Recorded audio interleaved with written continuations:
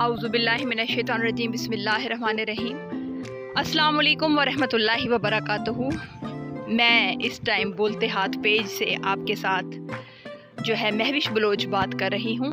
आज हम आए हैं डेरे पर और यहाँ पर इंजॉयमेंट है क्योंकि संडे था, वीकेंड भी है। बच्चों को भी साथ लेकर आए, खूब इंजॉय कर रहे हैं। कहते हैं बागों में बहार है, इसमें कोई शक नहीं कि जहाँ सनलाइट इंसान के लिए ज़रूरत है, इंसानी ज़रूरत है, वहाँ ज़मीन और हर जानदार, दरख्त, पौधे और जो भी जानदार हैं यानी कि इस दुनिया में मौजूद हैं, अल्लाह ताला ने एक नेमत बनाया है सूरज को भी और सनलाइट को भी, अल्हम्दुलिल्लाह। तो विटामिन डी से भरपूर इस टाइम जो है हम सफ़र जो है अपने डेरे पे कर रहे हैं। और सर्दी की भी जहाँ आमद है और सर्दी आ गई है अक्टूबर के एंड में, बिल्कुल जाके आखिरी हफ्ते में आई, वहाँ एकदम से इसकी शिद्दत में भी इजाफा हुआ है, हवा में भी, और बारिशें भी हुई हैं, जिससे एनवायरनमेंट जो है एकदम से सर्द हुआ है। शुक्र करते हैं कि सर्दी भी आई, बहुत गर्मी बर्दाश्त की थी। तो यहाँ हम बाग में विज़िट कर रहे हैं, जहाँ पर हम आरजे अहमद नवाज़ के साथ भी मौजूद हैं। अहमद नवाज़ ख़ान साहब का ये जो बाग है माशाल्लाह से फुल ऑफ किन्नू कह लें, स्ट्रेस कह लें, और आप देख रहे हैं कि दरख्तों पे फल भी है माशाल्लाह से।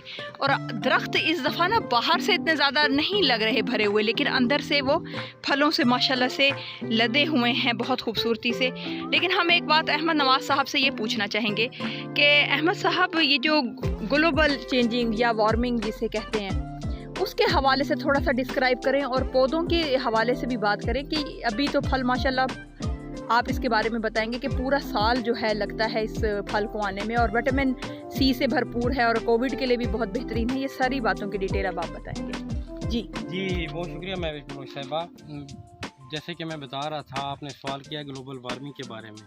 जी तो मैं अपने लिसनर्स को, ऑडियंस को बताता चलूँ कि एक तो पहली बात ये कि अंदर और बाहर का फ़र्क नहीं होता फल का। एक साल अंदर लगता है, एक साल बाहर लगता है। ये सिट्रस का, किन्नू की एक ख़ासियत है पौधे की।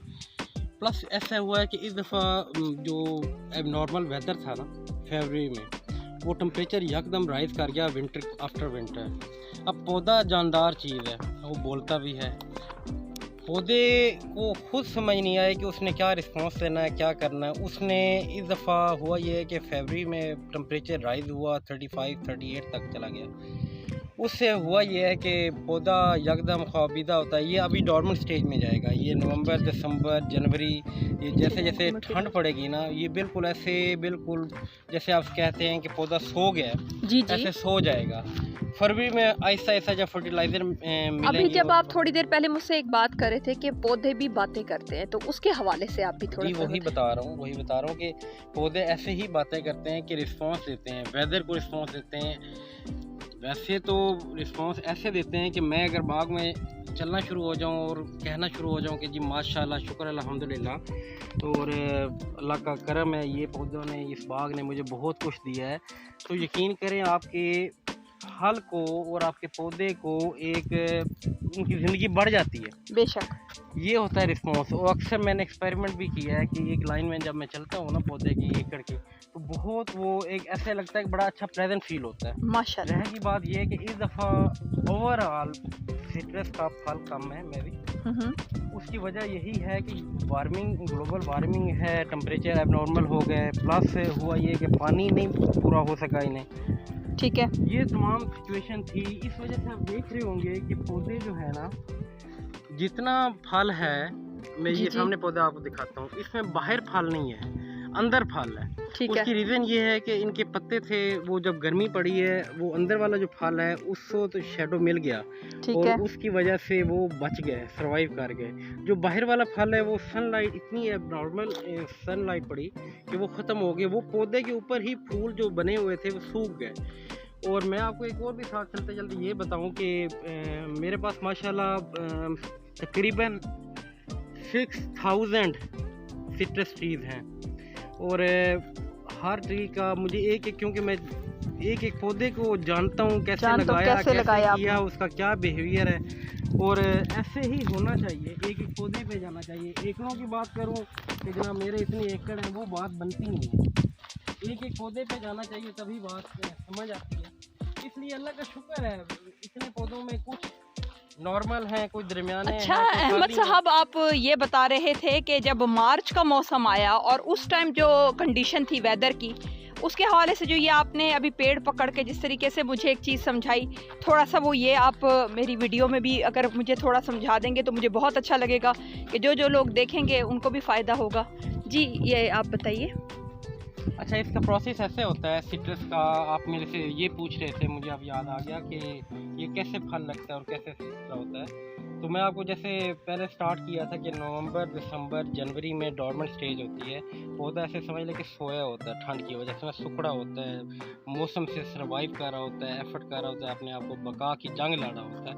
उसके बाद जब इसे फर्टिलाइज़र पड़ते हैं, प्लस टेम्परेचर थोड़ा सा बढ़ने लग जाता है फरवरी में, और चीज़ें बेहतर होना शुरू हो जाती है, सनलाइट बेहतर हो जाती है, उसमें फिर होता ये है कि सबसे पहले ये अपना नया पत्ता निकालता है। नए पत्ते पे जनाबे वाला ऊपर एक, ये जैसे अभी एक नया पत्ता निकला हुआ, ये देखें आप, ये नया पत्ता नहीं। इस पत्ते के ऊपर आप अगर मार्च में या फरवरी में मेरे पास तशरीफ़ लाएंगी ना, तो मैं आपको दिखाऊंगा कि यहाँ एक छोटी सी सफ़ेद सी ना डोडी लगेगी। जैसे आप कह लें कि सबसे पहले कली होती है ना, कली लगती है, कली को फिर फूल बनने में 5-10 दिन लग जाते हैं, और 10 दिन बाद वो आफ्टर पोलिनेशन शहद की मक्खियाँ भी आ जाती हैं। आफ्टर पोलिनेशन होता ये है कि वो फिर एक फल की ना बेसिकली ग्राफ्टिंग हो जाती है, फल बन जाता है, और फिर पूरा साल वो आहिस्ता आहिस्ता अपनी ग्रोथ स्टेज कवर करता है, और इस टाइम आके ये ऐसे फल बन जाता है और तैयार हो जाता है। जी बिल्कुल, मैं देख रही हूँ माशाल्लाह से। अक्टूबर में ये रंग चेंज करना शुरू होता है। जैसे आपको मैं बता रहा था कि पोलिनेशन कैसे होती है, ये तो आपको भी खुद भी अंदाज़ा होगा कि मेल एंड फीमेल फर्टिलाइजेशन होती हैं, पोलिनेशन होती है, वो उसमें सबसे मेन रोल प्ले करते हैं आपके शहद की मक्खी। वो आपके बहुत बेहतरीन और एयर भी बहुत बेहतरीन कैरियर होती है, एयर भी होती है उसमें, प्लस परिंदे भी होते हैं। ये तमाम चीज़ें मिल के आपकी पोलिनेशन में प्ले करती हैं रोल। अभी मेरे लास्ट टाइम मैंने किया था, अभी भी मैं स्टार्ट करूँगा कि मैंने यहाँ पे सरसों लगा दी थी सारे बाग में। ठीक है। 2 चीज़ें होती हैं, एक तो लोग आर्टिफिशियल जैसे पालतू मक्खियाँ होती हैं, पालतू शहद की मक्खियाँ होती हैं, वो भी आपके यहाँ पे लोग अपने फार्म में रखते हैं। प्लस ऐसे होता है कि मैंने सरसों लगाई, सरसों पे पीले जब फूल लगते हैं ना, उस पे बेतहाशा शहद की मक्खियाँ आती हैं। तो शहद की मक्खियाँ जो है वो बेहतरीन कैरियर्स होती हैं पोलिनेशन की। बिल्कुल सही कह रहे हैं आप। तो इस तरीके से जनाब ये ऐसा है, माशाल्लाह बच्चे भाग रहे हैं, खुश हो रहे हैं। हमारा ये फार्म है और हम यहाँ पे आज अपना वीकेंड गुजारने आए हैं। मैं भी बलोच साहिबा, आपका शुक्रिया जनाब, आप जी, इस खूबसूरत जो आपने हमारे साथ एक क्या कहते हैं अहम मालूमात जो अहमद ख़ान साहब आपने हमें फ़राहम की हैं, इसके लिए तो आपका बहुत बहुत शुक्रिया। बहुत अच्छा लग रहा है। पूरे कमरे जितना ना पौधा देखें आप, जी इसकी हाइट देखें, इसकी विड्थ तो देखें। एक किले में अहमद ख़ान साहब आप बता रहे थे अभी कि कितने पौधे इस तरीके से एक मतलब अमूदी लाइन में होते हैं और एक साथ उफ़की लाइन में होते हैं? इसमें भी डिफरेंट स्कूल ऑफ थॉट है। जो पुराना तरीकाकार था 1960s में, यहाँ पे सिट्रस ना बाग आना शुरू हुआ, किन्नू आया। ये अमेरिका कैलिफोर्निया से ये फैमिली आई थी, और अमेरिका ने यहाँ पे 60s में चंद पौधे भिजवाए मुख्तलिफ इलाकों में।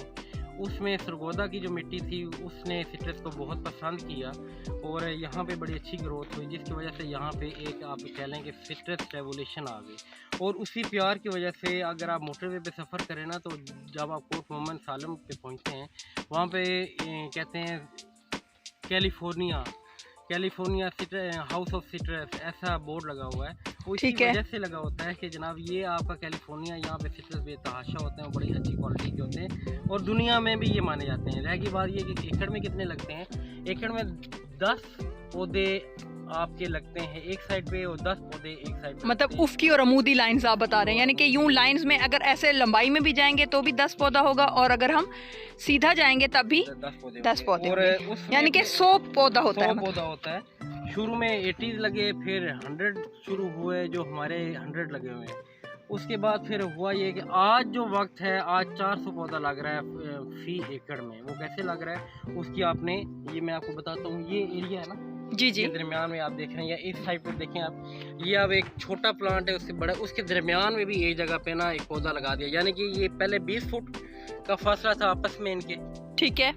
20 फुट का आपस में फासला था, उसमें जी। फिर ये 10 फुट का कर दिया, दरमियान में एक और पौधा लगा दिया, उससे है। ये पौधे डबल हो जाएंगे। तो अहमद साहब, क्या इनको फिर वो जैसे ज़मीन में आप जो एक गोडी करना कहते हैं या हल चलाना कहते हैं, उसमें आसानी रहेगी क्या?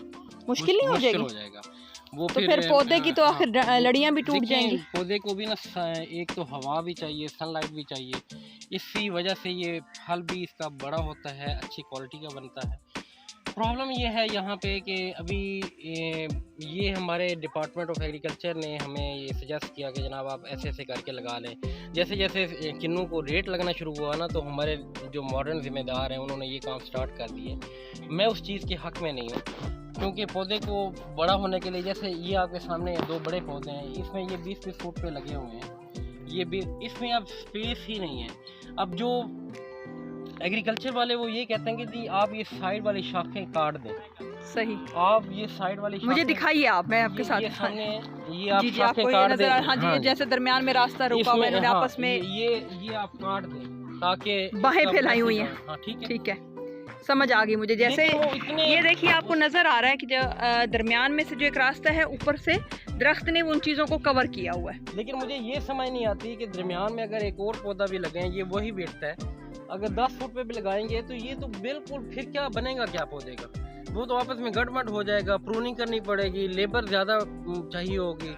हमारा ज़िम्मेदार उस हद तक अभी तक मॉडर्न नहीं हुआ, हमारा ज़िम्मेदार अभी तक उस हद तक उसके पास वो टूल्स नहीं है, टेक्निक्स नहीं है, और सीधी बात ये है कि उसके पास इतना पैसा भी नहीं है कि लेबर अफोर्ड कर सके। लेबर अहमद साहब, आजकल सुन रहे हैं कि डीजल जो है बड़ा उसकी कमी है, और ऊपर से गंदम का भी सीज़न है, इसके हवाले से भी थोड़ा सा ब्रीफ कर दें तो बहुत अच्छा लगेगा।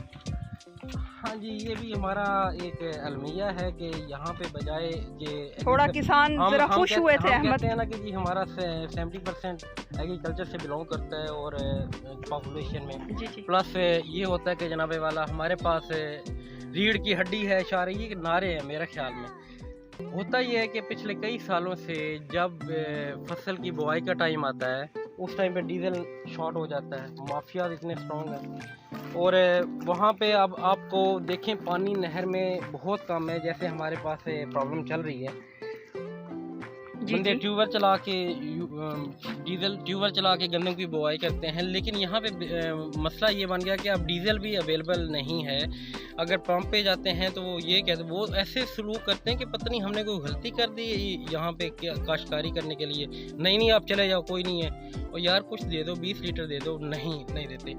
मेरी अपने हुक्मरानों से ये इल्तिजा है कि खुदारा मेहरबानी करें ज़राअत पे। आप पत्नी मुझे नहीं समझ आ रही, आप चाहते क्या हैं कि ये हम चीज़ें ख़त्म कर दें और ये ज़मीनें आप ही रख लो, कम अज़ कम हमें ख्वारी तो ना हो।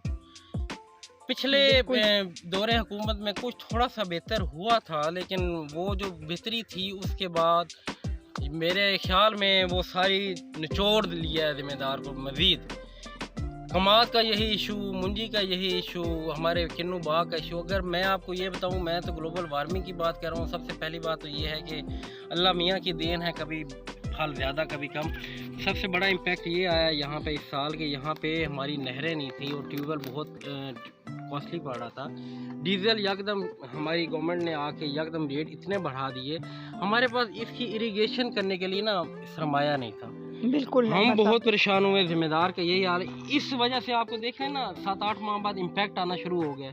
इस दफ़ा ओवरऑल किन्नू की फसल बहुत कम है। आपको नजर आ जाएगा जनाब कि आप क्या ये अभी दिसंबर जब से वो कह रहे थे कि कोविड का इलाज भी सिट्रस के, मौसमी के, किन्नू के, फ्रूटर के, अहमद खान साहब और बहुत सारे जो इसकी जो स्पीशीज़ हैं या टाइप्स हैं उनमें है कि जूस पिएं, आपको ये वाकई में उससे काफ़ी ज़्यादा हद तक बीमारी जो है रफ़ा हो जाती है। अगर किसी को नज़ला ज़ुकाम हो वो किन्नू का प्रॉपर इस्तेमाल करें, लेकिन सनलाइट में बैठ के, धूप में बैठ के आप माल्टे खाएं, सब करें। तो मैंने देखा कि हाँ जी अहमद साहब, दांत बहुत अच्छे हो जाते हैं, मसूड़े अच्छे हो जाते हैं। यहाँ पे आज देख लिया मैंने, ये हमारे पौधे का ना दुश्मन है। ये नीचे जो स्टेम के नीचे आता है ना, ये ज़मीन से जो निकलता है इसका निचली साइड से, ये इसका खट्टी है, ये इस पे पेवंद लगता है किन्नू का, और ये जो है ना ये खट्टी नीचे से हो रही है। ये अगर बढ़ जाए तो ये किन्नू का पौधा ख़त्म हो जाता है, इसलिए इसे हमेशा कट कर देनी चाहिए।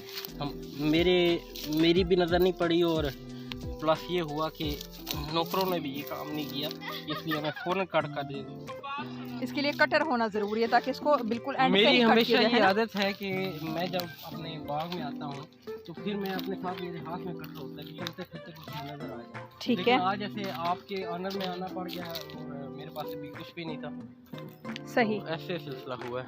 ठीक है, चलें अल्लाह पाक खैर करेगा इंशाअल्लाह ताला। और मैं ये हैरान हूँ कि इस साल जो किसान हैं वो बहुत खुश थे अहमद ख़ान साहब के, चलो जहाँ इतनी महंगाई हुई है और गंदम की पैदावार में इजाफा कर लेंगे, और ये उन्होंने डीज़ल ना देकर भी किसानों को सबसे ज़्यादा आजमा लिया गया। भाई मैं कहती हूँ छोटा किसान बड़ा किसान हर कोई अपनी जगह परेशान हो गया, और हमारा जो सरगोदा है और जो यहाँ पर रूरल एरियाज़ हैं, चक सिस्टम है, वहाँ पर सबसे ज़्यादा जो लोगों को आमदनी है वो अपने बागों से है या फिर अपनी ज़मीन से उठने वाली पैदावार से, चाहे उसमें गंदम हो चने हो जो भी है, सबके लिए ही प्रॉब्लमेटिक एक सिस्टम चल पड़ा है, हर कोई परेशान हाल है। अब इस पौधे पे आप देखें कि ये हमारे पौधे ऐसे होते थे, पिछले साल मेरे ऐसे पौधे थे। जी बिल्कुल। अब इस पे आप फल देखें, फल की क्वालिटी देखें, फल का साइज़ देखें और इसकी स्किन देखें कितनी चमक है माशाल्लाह। और ये देखें माशाल्लाह माशाल्लाह माशाल्लाह, अल्लाह की देन है जी, अल्लाह की बड़ी मेहरबानी है। ये इससे अगला पौधा देखें आप, अब ये चीज़ें हुई हैं। अब कुछ पौधों ने बड़ा अच्छा फल उठाया, ये सामने देखें, कुछ बिल्कुल नॉर्मल है इसी में। जी आपने बिल्कुल सही कहा है कि इस दफ़ा फल जो है ना दरख्तों के अंदर है और माशाल्लाह से बहुत ज़्यादा है इस टाइम। अच्छा अहमद ये बताइए कि किन्नू ये कैसा फल है? मेरे ख्याल में अभी आपने इसके बारे में भी थोड़ा सा बता रहे थे कि साल के बाद जो है इसकी, ये बताएं थोड़ा सा। हाँ मैं ये बता रहा था कि जो ये हमारा सिट्रस होता है ना, किन्नू स्पेशली, या सिट्रस फैमिली कहते हैं, उसमें किन्नू भी आता है, उसमें मौसमी भी आता है, फ्रूटर भी आता है, ये तमाम लेमन भी आता है। बेसिकली ये सारे ही सिट्रस फैमिली से बिलोंग करते हैं। ये वाहिद ऐसा फल है, लेमन में तो बहुत तरक्की हुई है, हाइब्रिड पौधे आ गए हैं, उसमें तो काफ़ी टेक्नोलॉजी नई आ गई है, लेकिन किन्नू में अभी तक स्टिल हम चल रहे हैं, बस हो रही है। अच्छा किन्नू ऐसा फल है जनाब कि आपको अभी देखें, मैं आपको बताऊं कि मेरे पास इस टाइम पे नवंबर ख़त्म होने वाला है, दिसंबर आने वाला है जनाब। बिल्कुल ऐसी बात, ठीक है, दिसंबर जनवरी मैक्सिमम फरवरी तक इसकी हार्वेस्टिंग होगी। ये जो पक जाएगा किन्नू, ये चला जाएगा। उसके बाद जैसे ही पक के चला जाएगा, साथ ही उस टाइम पे इस पे नए पत्ते फूल आना शुरू हो जाएंगे। फरवरी से ऑनवर्ड ले आए और आज फिर दिसंबर आ गया, यानी कि ये इतना टाइम लग जाता है, तकरीबन 10 महीने लग जाते हैं इसे पकने में। और ये वाहिद फल है मेरे ख्याल में जो पूरा साल लेता है अहमद साहब, वरना आम जो है बड़े मशहूर होते हैं जैसे जो है ना फल, उसमें से ये फल भी है जो साल पूरा लेता है पकने में। आम देख लें आप, 2 से 3 माह में वो तैयार भी हो जाता है। हाँ जी, उसका बूर लग जाता है अहमद खान साहब। अप्रैल मई में, जून जुलाई में जो है आम आ भी जाता है, और वो भी उसकी भी अपने ही क्या है बादशाह है फलों का। इसके साथ एक और बड़ा प्रॉब्लम है, आपके प्लेटफॉर्म से एक और बात कहना चाहूँगा कि अभी हमारे डीसी साहब ने हमारे किन्नू का रेट 2000 रुपये मन किया है। ठीक है, 2000 रुपये पर 40 kg। हुआ ये है कि जनाब यहाँ पे है फैक्ट्रीज की मोनोपोली, एक्सपोर्टर्स की मोनोपोली है, वो रेट को बढ़ने ही नहीं देते। गवर्नमेंट का रेट है 2000 रुपया, जो हमारे से लेंगे 1300 1400 इस पे रेट पे, हमसे इससे ज़्यादा ख़रीद नहीं करेंगे, फल लेने हमसे लेंगे ही नहीं। अब ये कोई ये कह दे कि जनाब आप फल तोड़ के खुद ही लेके जाएं, मार्केटों में लेके जाएं, मार्केट में किन्नू की इतनी खपत नहीं होती। लोकल आप जैसे आप समझते होंगे, लोकल मंडियों में इतनी खपत किन्नू की नहीं है। जो ये इसको रेट और इसकी बेहतरी तभी है, इसमें तरक्की तभी है कि ये जब बाहर के ममालिक में जाता है और ढेरों ज़र मुबादला लेके आता है। पाकिस्तान को वैसे भी डॉलर्स की कमी है, इस बहाने डॉलर्स भी आते हैं और ये हमारे बाहर मुल्क में एक्सपोर्ट होता है। लेकिन यहाँ पे इशू ये है कि फिर वही बात आ जाती है कि माफियाज बैठे हुए हैं, वो रेट को बढ़ने नहीं देते। बेचारा ज़िम्मेदार सारी महंगी खादें डीज़ल लेके गुजारे करता है और उसके बावजूद भी रेट उसे इन रिटर्न नहीं मिलता। बड़ी परेशानी है, क्या किया जाए। अच्छा अहमद साहब, आप कोई पैगाम देना चाहते हैं, कोई बात और इस तरीके का? मैं यही कहना, जिम्मेदारों को भी और अरबाब इख्तियारात को भी मैं आपको यही कहना चाहूँगा कि अरबाब इख्तियार को कि यार बात यह है कि अल्लाह ताला ने आपको ना फ़ैसला करने की हिम्मत दी है, सीट दी है आपके, आप फैसला साजी में अमल प्ले कर सकते हैं। लेकिन खुदारा आप किसान को देखें, इस मुल्क को ज़राअत ने उठाना है और कोई ऐसी चीज़ नहीं है जो उठा सके। अगर इस ज़राअत पे आप तरक्की करेंगे ना, हमारे पड़ोसी मुल्क को देखें, उन्होंने अपने ज़राअत पे तवज्जो दी और आज कहाँ से कहाँ पहुँच गए। आज हमारा जो बेचारा किसान है ना, वो पिस रहा है गुर्बत में, परेशानी में, उसका मफलुकुल हाल है वो। उसकी रीज़न यही है कि उसके पास जब टाइम आता है खाद जो कि पैसे नहीं होते, डीजल जो कि पैसे नहीं होते, और अगर हो भी जाए तो आगे से मिलता भी नहीं है। काइंडली इस नेगलेक्टेड एरिया को प्लीज़ फोकस करें ताकि ये भी खुशहाल हो सकें और मुल्क की तरक्की में अहम रोल प्ले कर सकें। थैंक यू जी। आप ये सुन रहे थे अहमद ख़ान साहब का सारा, उन्होंने बाग से मुतल्लिक, खाद से मुतल्लिक, डीज़ल से मुतल्लिक और सबसे बढ़कर अपनी हुकूमत से भी जो है एक रिक्वेस्ट की है कि भाई इसके ऊपर जो है बहुत तवज्जो की जाए और ताकि ये मामलात जो हैं खूबसूरती से जो हैं अपने मराहिल जो हैं तकमील तक पहुँचें। बेशक हर चीज़ पर कादिर जो है मेरे अल्लाह ताला की ज़ात है और कहते हैं इन्नल्लाह अला कुल्ले शैइन कदीर। हर चीज़ पर अल्लाह ताला जो है वो मालिक है, कादिर है।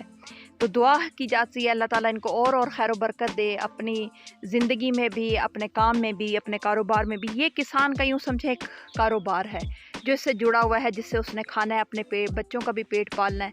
और अल्लाह हम सबको भी तौफीक दे, अपने हिफ्ज़-ओ-मान में रखे और नज़र बद से महफूज रखे। आमीन। फ़ी अमानिल्लाह। अल्लाह हाफ़िज़। इंशाअल्लाह ताला आपके साथ फिर मुलाकात होगी एक अच्छी सी वीडियो के साथ। अल्लाह हाफ़िज़।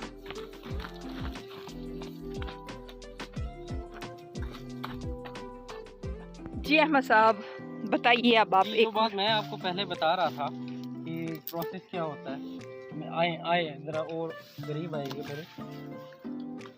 ये तो इस पौधे ने तो फूल उठाए हुए हैं सफ़ेद रंग के। खैर ये बाद में बताऊंगा क्या मसला है। ये पहले सबसे पहले ये डोडी बनती है। जी जी ठीक है। उसके बाद ये फूल बनता है और फूल बनने के बाद ये आप देख रहे हो, ये ग्रीन ग्रीन नज़र आ रहा है आपको? जी जी बिल्कुल नज़र आ रहा है। ठीक है। या आप ये देखें, ये ग्रीन बन गया। ये अब छोटा सा एक फिर मैं इसको फोकस करती हूँ। फल बन गया। बिल्कुल ठीक है। पहले ये स्टेप आता है, उसके बाद ये वाला फूल बनने का। तीसरा स्टेप ये है। ठीक है। वहाँ से इस बाग की मेहनत स्टार्ट होती है। ये इस मौसम में फूल क्यों उठाए हुए हैं? क्योंकि इसमें हार्मोनल प्रॉब्लम है। इसमें मतलब आप क्या कहेंगे कि यादाश्त खो चुका है? ये आप कह लें कि यादाश्त खो चुका है, कह लें, ऐसे आप मुहावरतन कह सकते हो आप।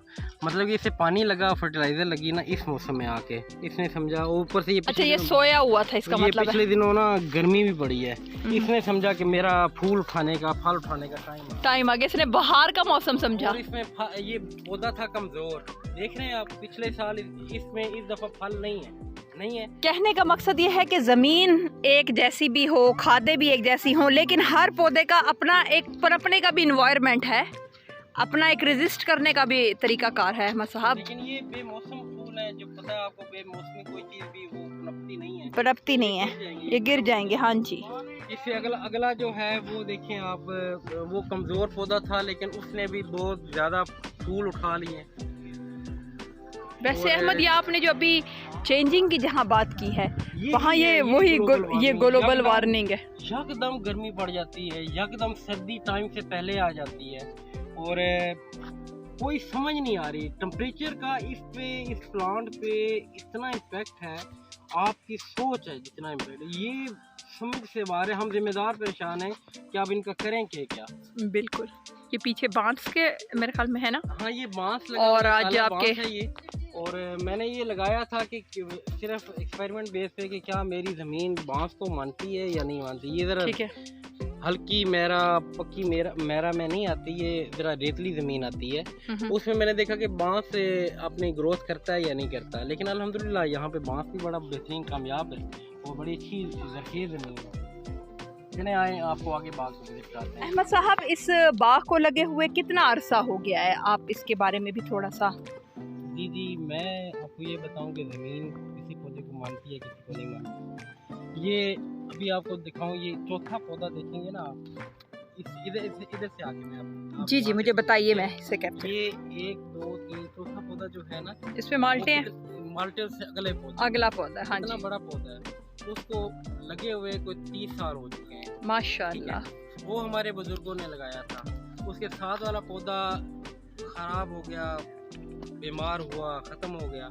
उसके बाद फिर हुआ ये है कि हमने आके उसमें दोबारा लगाया, नागे ऐसे कहते हैं हमारे पंजाबी ज़बान में। अब ये सामने वाला बाग जो है ये मैंने लगाया था आके, ठीक है। मुझे अरसा हो गया, ये 10 साल का बाग है ये जो आपके सामने माशाल्लाह, वाला जी पौधा जी है, बिल्कुल। ठीक है। मैं अपने बच्चों को यही कहता अब होता हूँ ये कि एक पैसेज आपका खाली था फिर। हाँ जी, ये मैं अपने बच्चों को यही कहता होता हूँ कि ये मैंने आके लगा दिया, ये मेरे बुज़ुर्गों ने लगाया हुआ था, ये पैसेज खाली पड़ा हुआ था। मैंने कहा इसके भी कोई क्या फ़ायदा, मैंने यहाँ पे नए पौधे लगा दिए। देखें आप ज़रा, ये प्लीज़ इन्हें व्यू करेंगे। जी जी, ये मैं तो देख रही हूँ। यहाँ पे आके हम हो ना हो, लेकिन कोई भी जो भी फल लेगा ना इन पौधों में से, वो या तो ये करेगा ये मेरे अब्बू ने, चचा ने, दादा ने, किसी ने लगाया था, बुजुर्ग, यही यादें होती हैं। लोग बड़ी बड़ी इमारतें बनाते हैं, लोग बड़े बड़े चीज़ें बनाते हैं। मैं कहता हूँ कि फलदार पौधा लगाएं, वैसे भी सदका जारिया है, जो फल खाएगा वो आपको दुआ भी देगा। मैं तो यही कहूँगा, यही मेरा पैगाम है और यही बात है। मेरी ज़िंदगी भी इसी चीज़ पे, आपको जैसे पता है मैं भी शुरू कि मेरी ज़िंदगी भी इसी चीज़ में है। बच्चों को भी यही तालीम देता हूँ कि अपने हिस्से का रोल लाजमी सोसाइटी में प्ले करो। चलो ये फल आप ही कल खाओगे, लेकिन ये फल तोड़ के आप खुद तो नहीं सारा खा जाओगे ना, ये आप जाके अपने मार्केट में दोगे, वो भी खाएंगे, वो भी दुआ देंगे। जैसे माशाल्लाह आप ये देखेंगे, अच्छा सेब, अच्छा केला, अच्छा फ्रूट खाते हो ना, उनके मालिकों को भी दुआ देते हो और आप खुद भी खाते हो और आपकी सेहत भी अच्छी होती है। ऐसे ही माशाल्लाह ये अल्लाह ताला की नेमतें हैं, इनकी कदर करनी चाहिए और कदर करेंगे तो ज़िंदगी भी आसान होगी। शुक्र अदा किया उसका करें, फैज़ भी मिलेगा मिलेगा इंशाल्लाह ताला।